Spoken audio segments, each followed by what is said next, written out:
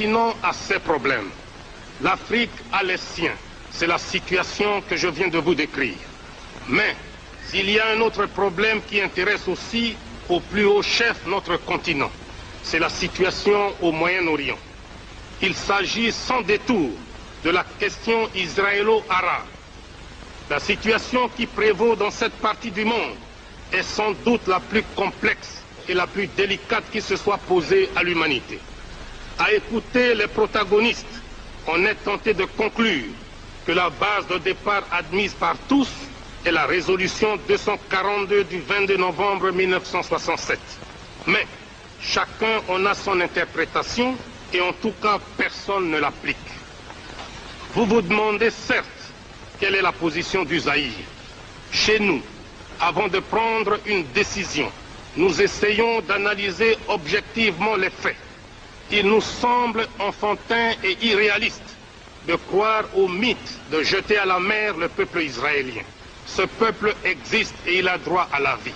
Mais il est aussi vrai que le peuple palestinien a le même droit que le peuple israélien, c'est-à-dire d'avoir une patrie et de vivre en paix.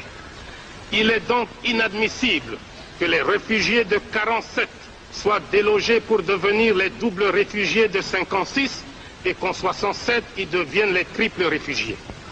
Le peuple juif, qui a souffert du nazisme et de toutes sortes de racisme, devrait comprendre, mieux que quiconque, la souffrance des réfugiés palestiniens qui n'ont plus de patrie depuis un quart de siècle.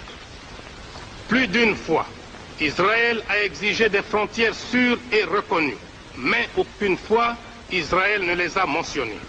Car 1956 a remplacé 1947 et 1967 a remplacé 1956. Peut-être que demain, d'autres frontières seront exigées. C'est ainsi que le peuple arabe pense à son tour qu'il risque d'être rejeté à la mer, mais cette fois-ci à l'océan Indien. Au Moyen-Orient,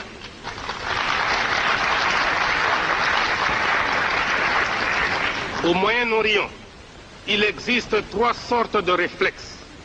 Le réflexe de la peur pour le peuple israélien, le réflexe du désespoir pour le peuple palestinien, le réflexe d'humiliation pour le peuple arabe. Voilà, à notre avis, comment le problème est posé. Ces derniers temps, quand un pays africain prend une décision souveraine dans le conflit israélo-arabe, les autorités israéliennes déclarent que cette décision vient purement et simplement des pays arabes et qui pisait que les dirigeants africains ont reçu en échange une somme d'argent pour prendre une telle décision. De telles déclarations sont graves et injurieuses. Par ailleurs, on ne peut manquer de s'étonner de la visite que le ministre de l'Intérieur et de l'Information de l'Afrique du Sud raciste, le docteur Connie Mulder, vient d'effectuer en Israël. Ce fait nous donne beaucoup à réfléchir quant à l'orientation de la politique africaine d'Israël et partant de l'avenir de ses relations avec l'Afrique indépendante. Le Zaïre, qui se trouve à l'heure du choix, doit dissiper l'équivoque et lever une sorte d'ambiguïté à cause de sa vocation africaine. Par conséquent, le Zaïre doit choisir entre un pays ami, Israël, et un pays frère, l'Égypte. Or, entre un ami et un frère, le choix est clair. Et